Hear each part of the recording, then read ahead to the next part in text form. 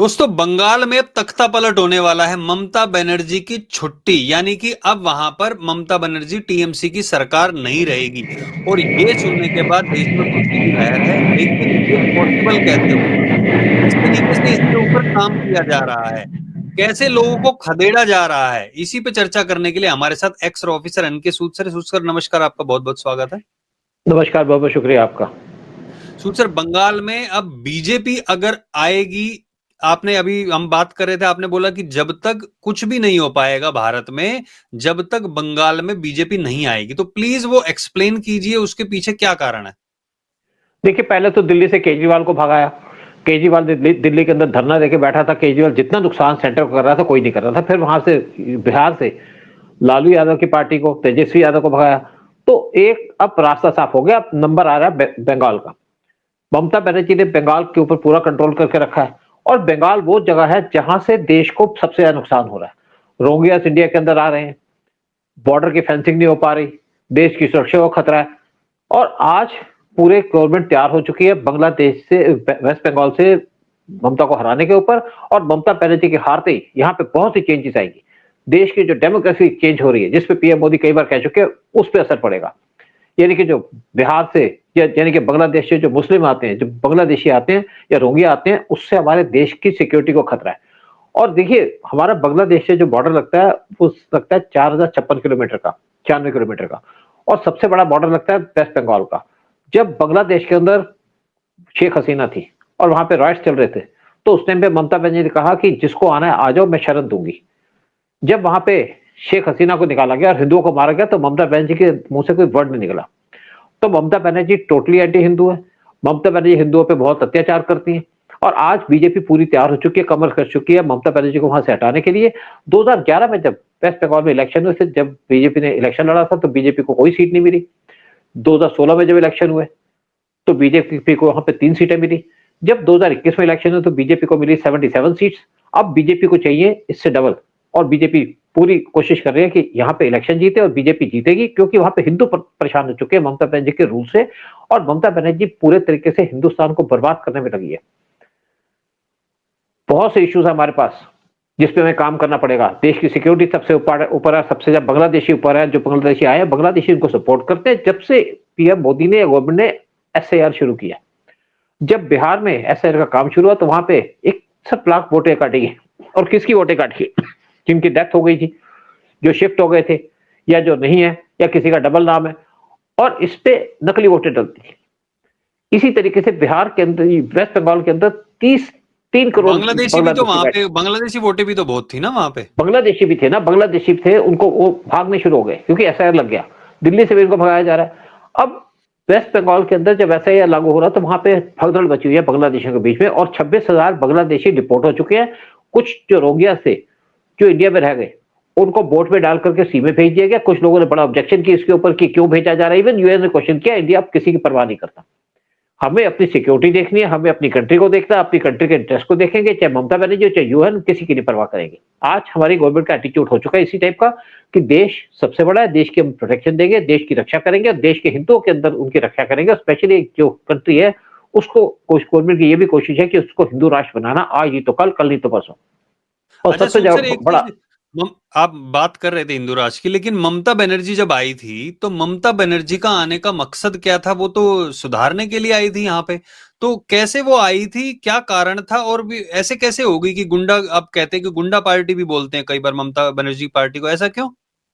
देखिए, पहले यहाँ पे 3 जनरेशन पहले तो यहाँ पे कांग्रेस का काफी रूल रहा कई सालों तक। लेकिन कांग्रेस से कुछ गलतियां की, जिसकी वजह से कांग्रेस को हटना पड़ा। लेकिन उसके बाद यहाँ पे कम्युनिस्ट आ गए, सीपीएम। सीपीएम ने बड़ी बड़ी बातें की। जब सीपीएम यहाँ पे पावर में आए, तो सीपीएम का यहाँ पे रूल रहा 3 डिकेड का। और उसके अंदर उन्होंने गुंडा राज फैला के रखा। एक, किसी भी इंडस्ट्रीज को एंटर नहीं करने दिया बांग्लादेश, वेस्ट बंगाल के अंदर। और चाहे टाटा हो, चाहे कोई भी, उनको बाहर निकाल दिया। तो यहाँ पे अनएम्प्लॉयमेंट बढ़नी शुरू हो गई। लेकिन सीपीएम क्या करती थी, जो यहाँ पे सोसाइटीज थी, जैसे कलकत्ता में कुछ हाउसिंग सोसाइटीज है, उनके बाद के गुंडे ताले लगा देते थे ताकि वोटिंग ना डाले, और उनकी वोटें डालनी शुरू कर देते थे अपने आप से। और इवन जो रूरल एरियाज या विलेजेस के अंदर, तो उनका पूरा कंट्रोल था। तो यहाँ पे नकली वोटों का भी काम चल रहा था, बहुत सा काम चल रहा था इसी तरीके से। लेकिन उसी टाइम में जब ममता बनर्जी ने वहां पे कोशिश की एंटर करने की, क्योंकि ममता बनर्जी पहले थी कांग्रेस के अंदर, कांग्रेस से अलग हुई क्योंकि कांग्रेस की उनको पॉलिसीज एडजस्ट नहीं हो रही थी। और ममता बनर्जी ने जो सीपीएम को हटाया, बहुत अच्छा काम किया। उस टाइम पे लोगों ने बहुत अप्रिशिएट किया कि यहाँ से कम्युनिस्ट चले गए, देश को बर्बाद करने वाले चले गए, और ममता बनर्जी पावर में तो आ गई। लेकिन ममता बनर्जी से उम्मीद थी कि वहां पे सुधार करेगी। ममता बनर्जी ने जितने भी सीपीएम के गुंडे थे उनको अपने कंट्रोल में ले लिया, क्योंकि गुंडों को तो वहां पे प्रोटेक्शन चाहिए और पुलिस इनके पास थी, तो उनको प्रोटेक्शन देनी शुरू कर दी। फिर इसने पूरा कंट्रोल कर लिया सोसाइटीज के ऊपर, यानी कि वही काम चल करते थे जो उस टाइम पे होता था कम्युनिस्टों के टाइम पे, सोसाइटीज पे ताला और नकली वोटों का काम ये चल रहा था। पूरे ठप्पे लगा दिए जाते थे। आपने बहुत से वीडियोस देखे होंगे, जब वेस्ट बंगाल में इलेक्शन होते हैं तो वहां ठप्पे लगा देते हैं उसको बंद करके। पुलिस का भी इतना इंतजाम नहीं था। लेकिन जब बीजेपी गवर्नमेंट आई तो बीजेपी ने यहाँ पे थोड़ा सा देखना शुरू किया कि ममता बनर्जी शायद हमारे साथ मिले और हमारे एजेंडे पे काम करे, लेकिन ममता बनर्जी मिली नहीं, तो बीजेपी ने इलेक्शन लड़ना शुरू किया। जब 2021 का इलेक्शन हुआ उसमें बीजेपी ने बहुत अच्छी परफॉर्मेंस की। उस टाइम पे ममता बनर्जी खुद हार गई थी अपनी सीट, और इन्होंने से ड्रामा कर दिया अपने पैर तोड़ने का, सिंपैथी लेने का, शायद उसका फायदा हो। लेकिन उसी टाइम पे नक्सलाइट को अटैक कर दिया ट्रेन के ऊपर, जिससे बीजेपी को कुछ नुकसान हुआ। तीसरी बात है कि यहाँ पे कुछ कोविड का भी टाइम आ गया, कुछ कहा कि वेस्ट बंगाल में कोविड आ गया, जिसकी वजह से बीजेपी के जो कैडर्स थे जो बाहर से आए थे वो तो वहां से निकल गए, तो ममता बनर्जी को फ्री हैंड मिल गया वहां पे। और चौथी बात ये भी कहा जाता है कि कुछ आरएसएस के लोगों ने बीजेपी को धोखा दिया, और जब ममता बनर्जी इलेक्शन जीत गई वेस्ट बंगाल के अंदर, उसके बाद ममता बनर्जी दिल्ली आई। दिल्ली आके ममता बनर्जी मिली नितिन गडकरी से। गडकरी वो आदमी है जो इस टाइम पे बीजेपी गवर्नमेंट के अंदर मिनिस्टर है, और 2013 में गडकरी ने कोशिश की थी पीएम बनने की, लेकिन उसको सपोर्ट नहीं मिली, तो पीएम मोदी को नॉमिनेट कर दिया। इवन 2018 में गडकरी ने अपना नाम फ्लोट किया था एज पीएम कैंडिडेट, लेकिन जब कोई सपोर्ट नहीं मिली तो गडकरी पीछे हो गया। और ये कहा जाता है कि गडकरी से मिलने का क्या पर्पस था, क्यों नहीं पीएम से मिली, क्यों नहीं अमित शाह से मिली। ये गडकरी को थैंक्स करने आई थी। कुछ लोग जो एडवाइजर हैं तो कहते हैं कि ये गडकरी को थैंक्स करने आई थी कि आपने मुझे सपोर्ट किया वेस्ट बंगाल के इलेक्शन के अंदर, लेकिन अब बीजेपी जान चुकी है कौन इनको धोखा दे सकता है। और इसी तरीके से मैं आपको बात कहूंगा। हाँ हाँ, आप ये बात कह रहे हैं कि धोखा देने वाली बात, ऐसी एक बात की गई थी जब दिल्ली में इलेक्शन हुआ था 2020 में। उस टाइम पे भी ये बात कही गई थी कि अंदर के ही लोगों ने, कुछ आरएसएस के लोगों ने, आरएसएस ने साथ नहीं दिया था बीजेपी का, नहीं तो 2020 में ही दिल्ली में बीजेपी की सरकार बन सकती थी। अब वही आरएसएस अब हरियाणा में भी पूरी तरीके से दिखा रहे हैं। हालांकि दिखाया ये जाता है, कोशिश ये की जा रही है कि दोनों में रार है, ताकि आरएसएस बीजेपी को सपोर्ट ना करे। इस तरीके कई बयान भी चलाए जाते हैं, डीप फेक वीडियो भी चलाई जाती हैं। दिल्ली में हुआ, हरियाणा में, दिल्ली में, बिहार में, अब बंगाल में। अगर आपको क्या आपको लगता है कि बंगाल में अगर आरएसएस अगर धोखा दिया था, आप जो बता रहे हैं वो नहीं दिया, तो जो जादुई आंकड़ा है वो 150 का, क्या वो पार कर लेंगे बीजेपी? देखिए, अब शायद लगता है कि आरएसएस के कुछ लोग या हाई लेवल के कुछ लोग जो बीजेपी से अपना एजेंडा पूरा कराना चाहते हैं, शायद उनको समझ आ गया कि मोदी के बगैर देश नहीं चल सकता, मोदी के बगैर ये राष्ट्र चलेगा नहीं, या मोदी नहीं होंगे तो यह बीजेपी जीत पाएगी। तो शायद उनको समझ में आ गया, या उनकी कुछ डिमांड्स होंगी, रिक्वायरमेंट होगी जो शायद मोदी ने शायद पूरी कर दी होंगी। जब 2020 के इलेक्शन थे तो मैं दिल्ली के अंदर कुछ जगह में गया था, कुछ बूथ पे गया था, वहां पे आरएसएस के कैडर नहीं थी, यानी कि बीजेपी के कैडर नहीं थे जो वहां पे देखें। उस टाइम पे अमित शाह ने बिहार से लोग बुलाए थे दिल्ली के इलेक्शन के अंदर। ये जरूर है कि कुछ लोग टॉप पे जो बैठे आरएसएस, नीचे के लोग की बात नहीं करता, वो पूरा सपोर्ट करते हैं बीजेपी को, लेकिन उनको इंस्ट्रक्शंस मिलती है ऊपर से, क्योंकि कुछ लोग आरएसएस के बनाना चाहते थे नितिन गडकरी को एज पीएम, जैसे इनके जो आरएसएस के चीफ है, क्योंकि गडकरी की जो मदर है वो मोहन भागवत की कजन है, तो इनकी शायद उससे सिंपैथी है। लेकिन शायद वहां से अंदर से कुछ लोगों ने प्रेशर भी डाला होगा मोहन भागवत कि आप ऐसी हरकत ना करो जिससे हमारे देश को नुकसान हो, जिससे हिंदुओं को नुकसान हो। लेकिन अब जिस तरीके से बिहार में इलेक्शन हुआ और जिस तरीके से आरएसएस ने पूरा दम लगा दिया, दिल्ली के अंदर भी पूरा दम लगाया था आरएसएस ने, पिछला इलेक्शन हुआ था, अब आरएसएस पूरी एक्टिव हो चुकी है और अपने बोर्ड में आ चुकी है ममता बनर्जी को हराने के ऊपर। और ममता बनर्जी के हराने से क्या है कि एक तो हमारे देश की सिक्योरिटी बढ़ेगी, क्योंकि पूरे बॉर्डर की फेंसिंग हो जाएगी। ममता बनर्जी लैंड नहीं दे रही बीएसएफ को फेंसिंग करने के लिए, तो वेस्ट बंगाल के अंदर बहुत से एरिया पे तो फेंसिंग हो नहीं पा रही। कुछ एरियाज ऐसे हैं जैसे 200 किलोमीटर का एरिया जहां पे बड़ी बड़ी घास है, जहां से एंट्री नहीं हो पाती, जहां से कुछ फेंसिंग नहीं हो पाती, तो वहां भी कोशिश की जा रही है। क्योंकि सबसे बड़ा जो फायदा होता है बांग्लादेश को वो है यहाँ से काउस की स्मगलिंग की जाती है। 20 लाख काउस स्मगलिंग की जाती थी इंडिया से बांग्लादेश के अंदर। जब शेख हसीना थी तो वहां पे एग्रीमेंट साइन किया गया था उसके साथ कि जो काउस स्मगलर्स है उन पर गोली ना चलाई जाए, क्योंकि हम शेख हसीना का ख्याल भी रखते थे। लेकिन अब तो शेख हसीना वहां पे है नहीं, और अब वहां पे 2 लाख काउ स्मगल होती है बांग्लादेश के अंदर, जिसको और भी कम किया जा रहा है। बीएसएफ की स्ट्रेंथ बढ़ा दी गई है बॉर्डर पे, ताकि कोई चीजें स्मगल ना हो। बांग्लादेश के अंदर चीजों को भेजना बंद कर दिया गया, खाने पीने की चीजें नहीं दी जा रही, ताकि बांग्लादेश भूखे मरे। बांग्लादेशी को कहा जाता था भिखारी या भूखे। आज बांग्लादेश का वही हाल हो रहा है, क्योंकि बांग्लादेश जब तक स्ट्रांग रहेगा तो इंडिया को तंग करेगा, क्योंकि वहां पे जो गवर्नमेंट है वो एंटी इंडिया गवर्नमेंट है, स्पेशली मोहम्मद यूनुस की गवर्नमेंट है।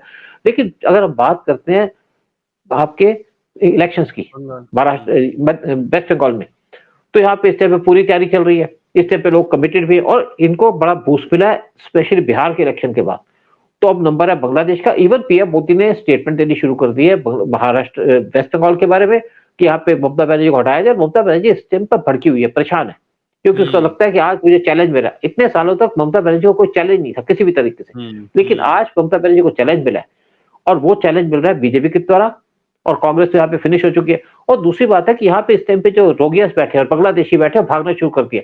26,000 बांग्लादेशी रोहिंग्यास वेस्ट बंगाल से भाग चुके हैं, क्योंकि यहाँ पे एसएआर लागू हो गया, और कोई जेल तो जाना नहीं चाहता, क्योंकि जिनको पकड़ा जाता है उनको जेल भेज दिया जाता है, कैंप में भेज दिया जाता है, जहां पे उनको सिर्फ एक टाइम का खाना दिया जाता है। और रोहिंग्यास को तो कई बार इन्होंने बोट्स में बिठा करके सी में भेज दिया कि आप जाओ, मरो जहां भी जाओ।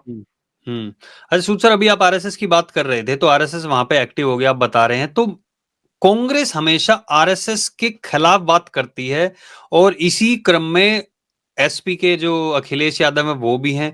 ये बहुत सारे लोग आरएसएस के खिलाफ बात करते हैं, तो आरएसएस ने क्या किया है? मतलब मुझे समझ में नहीं आता, क्या वो एक आतंकवादी संगठन है इसलिए करते हैं? क्योंकि आतंकवादी संगठन जो होते हैं उनके खिलाफ तो ये लोग कुछ बोलते नहीं है। आरएसएस जो जिसके खिलाफ कुछ भी चीजें सामने नहीं आती है, ना वो दंगा करते हैं ना कुछ करते हैं, वो बस अपने लोगों को मजबूती प्रदान करते, तो उनके खिलाफ इतना ये एजेंडा क्यों चलाया जा रहा है? क्या इनको पता है कि आरएसएस जब तक मजबूत रहेगा तब तक इनकी सरकार नहीं आ सकती? क्योंकि आरएसएस हिंदुओं को प्रोटेक्शन देती है, और इनको पता है कि आरएसएस बीजेपी के पीछे है।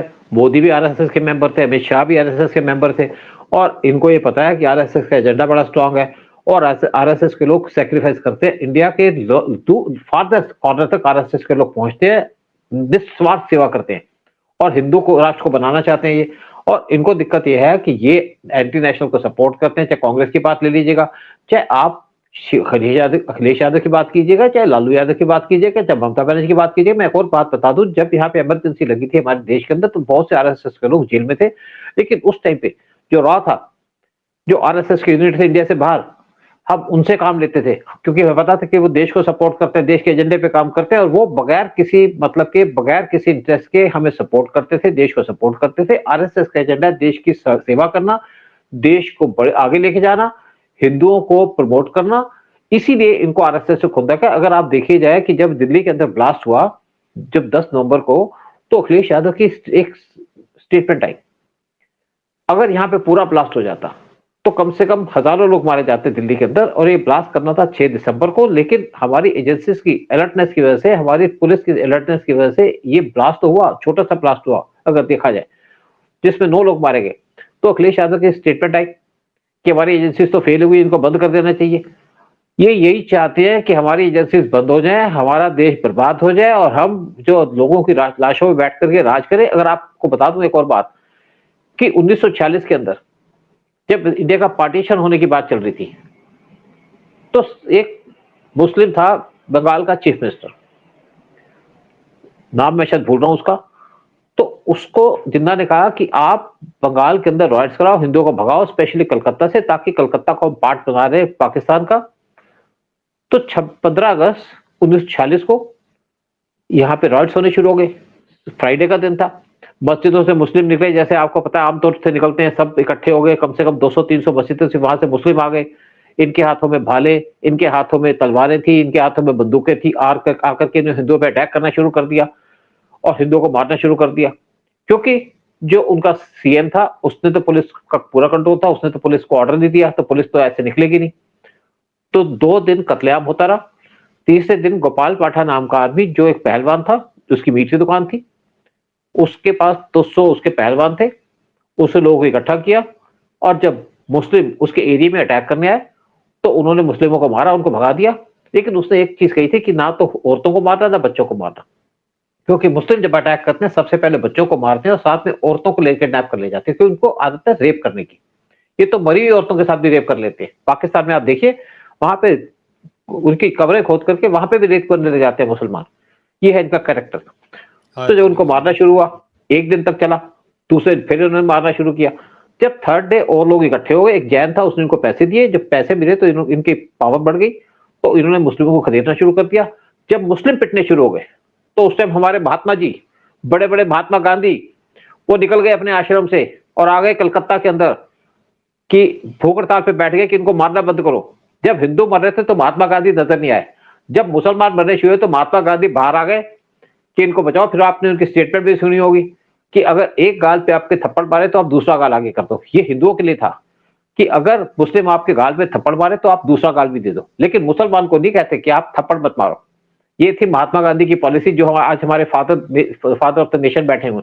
तो जब गोपाल पाठा ने मारना शुरू कर दिया इन लोगों को और भागने शुरू हो गए, तो सारा इनका खेल पलट गया। तो उस टाइम पे महात्मा गांधी ने सबको बुलाया, लेकिन गोपाल पाठा माना नहीं। फाइनली जब गोपाल पाठा को भी कहा तो गोपाल पाठा ने अपने आर्म्स तो सरेंडर कर दिए, छोटे छोटे, लेकिन बड़े बड़े आर्म्स सरेंडर नहीं किए। फिर भी यहाँ पे मारकाट चलती रही मुसलमानों की। और अगर गोपाल पाठा ना होते तो आज हमारे हाथ से कलकत्ता निकल जाता है, या बाकी वेस्ट बंगाल का पोर्शन है वो भी निकल जाता। महात्मा गांधी तो बड़े महान थे, हिंदुओं के तो खिलाफ थे, मुसलमानों के बड़े प्यारे थे। तो मतलब कुल मिला के यही है कि संघ को इसलिए आज ममता बनर्जी वही काम कर रही है जो महात्मा गांधी ने किया था 1946 के अंदर, और जवाहरलाल नेहरू भी यही काम कर रहे थे। तो इसलिए जो संघ है उसके खिलाफ इसलिए ये लोग रहते हैं कि अगर जब तक संघ रहेगा, जब तक हिंदुओं की रक्षा होती रहेगी, और इसलिए इसको समाप्त करना चाहते हैं। बार बार इस तरीके की बातें करते हैं, चाहे वो सोशल मीडिया हो, चाहे वो न्यूज चैनल पे हो। हाँ जी, एक और बात बता दूं, जब हमारा पार्टीशन हुआ था तो उस टाइम पे पाकिस्तान की तरफ से जो ट्रेनें आ रही थी उसमें हिंदुओं और सिखों को काट के भेजा जा रहा था। हम हिंदू सब थे कि हमें कांग्रेस पे जाएगी, कांग्रेस ने उनको बचाया नहीं, नेहरू ने कोई काम नहीं किया उनको बचाने का। उसके बाद आरएसएस खड़ी हो गई, और आरएसएस के लोगों ने उस टाइम पे जो मुस्लिम की ट्रेन जा रही थी उसको काट दिया। जब एक ट्रेन कट के गई तो वहां से सारे हिंदू वापस आने शुरू हो गए, जिंदा वापस आने शुरू हो गए। ये आरएसएस का काम। और आरएसएस हिंदुओं का सेवक है, हिंदुओं को बचाने का काम करती है। लेकिन कांग्रेस के ऊपर देखिए, जो मुस्लिम लीग है वो तो मुसलमानों को प्रोटेक्शन कर रही थी, जिन्ना उसी के भरोसे थे।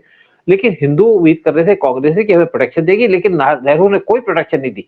बल्कि जब यूपी से लोग जाना चाह रहे थे मुसलमान, क्योंकि सारा जो काम स्टार्ट हुआ था यूपी और बिहार से हुआ था, जिन्ना की जो सपोर्ट आई थी, जब जाने लगे तो नेहरू ने सीएम को चिट्ठी लिखी कि इनको मत जाने, तो इनको यहीं रोको। क्योंकि नेहरू ने तभी सोच लिया था कि मेरा वोट बैंक होंगे फ्यूचर के अंदर, और उन मुस्लिम को जाने ही दिया जिन्होंने हिंदुस्तान के अंदर इतने सालों तक गड़बड़ी की। जब योगी आदित्यनाथ पावर में तो उन्होंने मुस्लिम जो यहाँ पे गुंडे थे उनको कंट्रोल करना शुरू किया। नहीं तो आज बहुत से मुस्लिम होते पाकिस्तान के अंदर, और हमारी कंट्री के अंदर आज पाकिस्तान की जो पॉपुलेशन है जो 22-23 करोड़ की है, वो होती 40 करोड़ की, और बांग्लादेश की पॉपुलेशन होती 35 करोड़ की। और हिंदुस्तान साफ होता, यानी कि हमारे देश के अंदर ना तो दंगे होते, ना यहाँ पे कुछ होता। जो मुस्लिम रहना चाहते रहे, जो जिनको हिंदू पसंद है रहे, कोई दिक्कत नहीं है। लेकिन जो हिंदुस्तान को नफरत करते हैं उनको क्यों रोकते हैं आप? क्योंकि इनका एजेंडा एंटी नेशनल है।